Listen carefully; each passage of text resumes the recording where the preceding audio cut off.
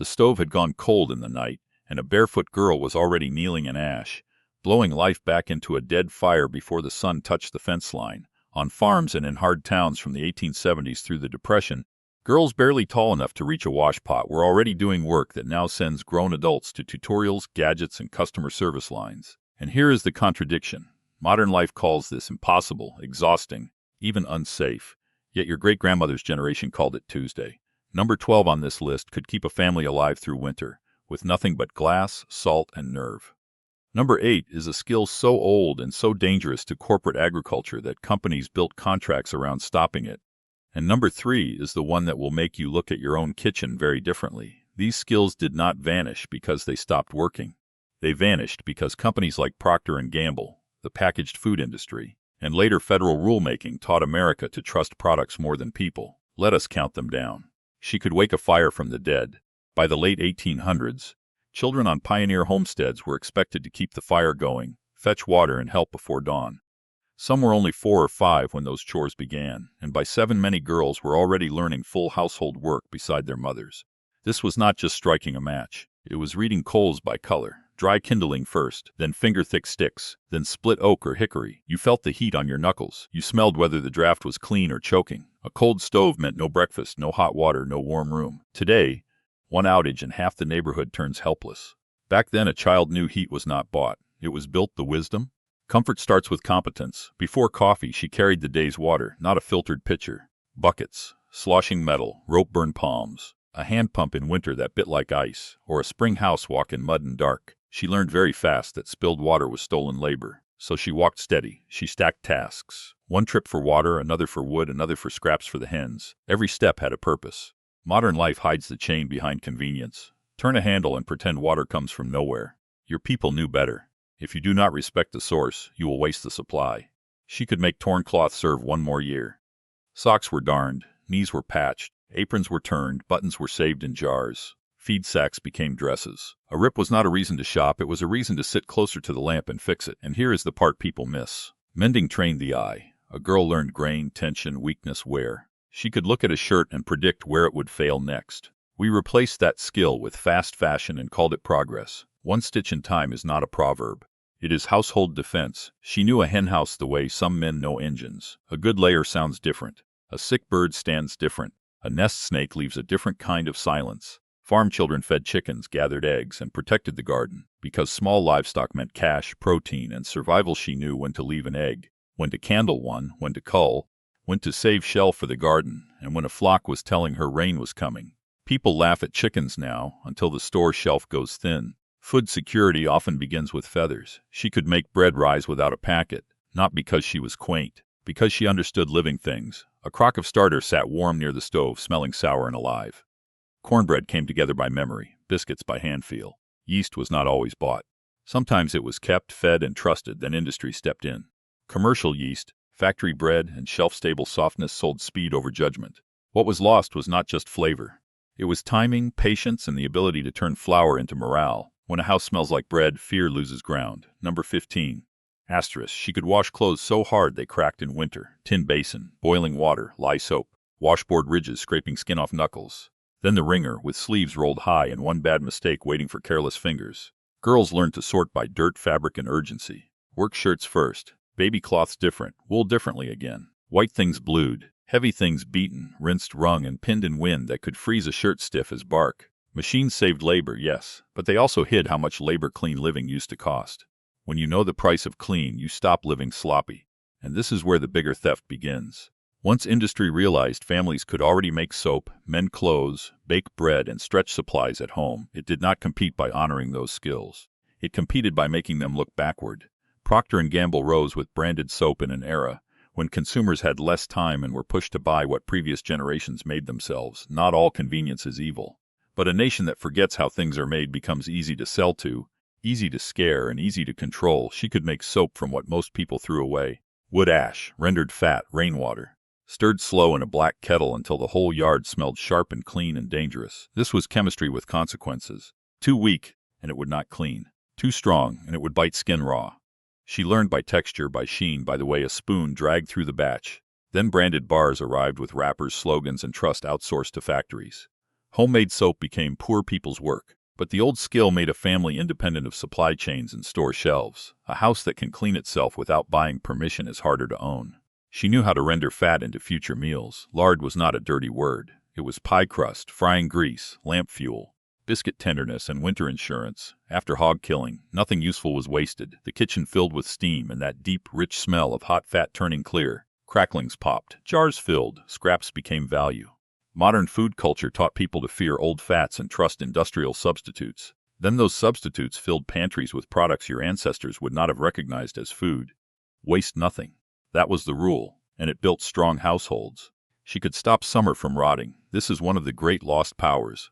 A girl standing over a hot kitchen in August, sweat running down her back, lifting peaches, beans, tomatoes, broth, and pickles into jars while flies hit the screen and thunder rolled far off. She knew the sound of a good seal. She knew which cellar shelf stayed coolest. She knew salt, acid, pressure, smoke, crocs again, and darkness. She knew that winter was not defeated in January. It was defeated in July. This was not food preservation. It was time travel. It was moving sunlight into December. And if you think that sounds dramatic, ask anyone whose grandparents lived through a crop failure, a layoff, or the 1930s. The pantry was not decoration. It was family strategy. The practical lesson is brutal and simple. Abundance means nothing if you cannot keep it. Asterisk number 11. She could sew usefulness out of almost nothing. One straight seam could become a flour sack apron.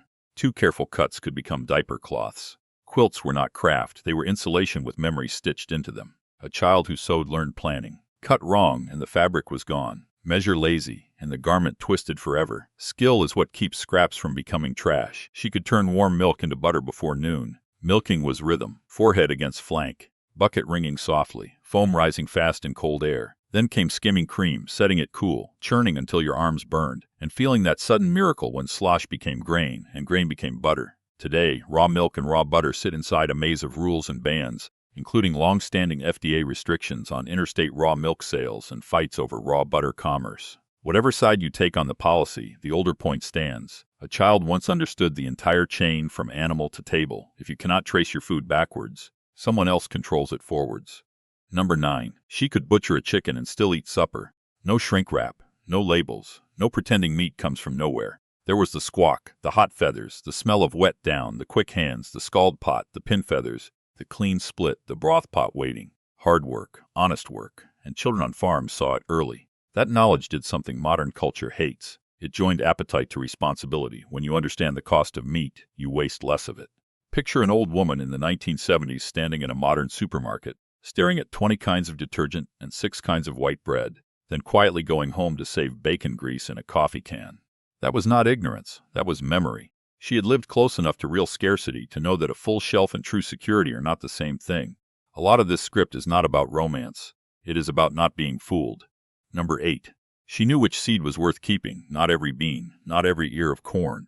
The best ones, the earliest, the strongest, the ones that handled dry soil, bad wind, beetles, or a short season. Seed saving meant observation across years. It meant loyalty to place. And now we arrive at one of the clearest enemies on this list. With patented seed, companies like Monsanto required farmers buying certain varieties to agree not to save and replant those seeds.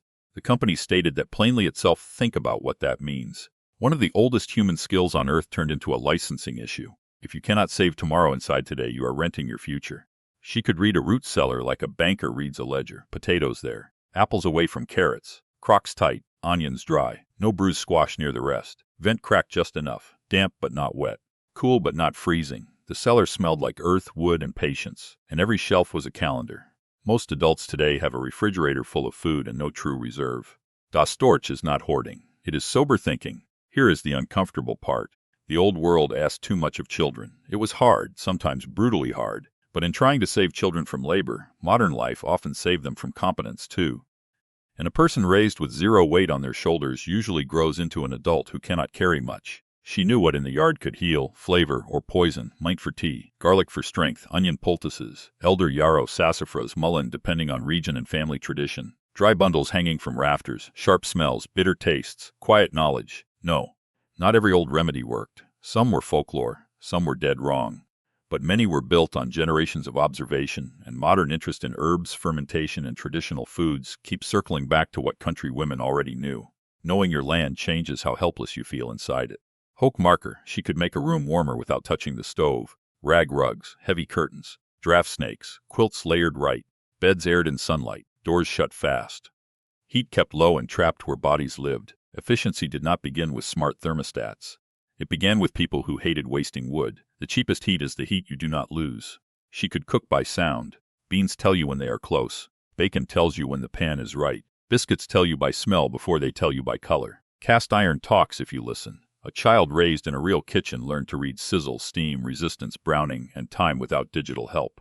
Recipes matter. Senses matter more. She could feed a family on what looked like almost nothing. This is the one modern abundance has nearly erased. A ham hock bone, a pot of beans, yesterday's cornbread, canned tomatoes, onion ends, a little lard, maybe wilted greens, maybe a spoon of sorghum, maybe milk gravy if flour held out. And somehow the table still felt like supper. Not glamorous, not Instagrammable, just hot, filling, and enough. This was emotional intelligence disguised as cooking. She understood morale. She knew that one skillet of biscuits could calm a frightened house.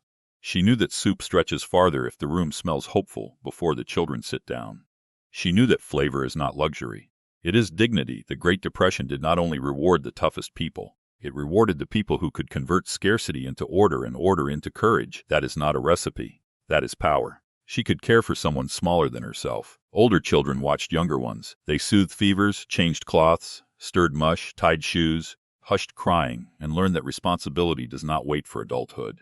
A generation raised helping raise others grows up different. Burden can break people. It can also forge them. She mastered the philosophy beneath all the skills. Not sewing, not canning, not butter, not fire. The real mastery was this. Nothing wasted, nothing taken for granted, nothing left unlearned if the family might need it later.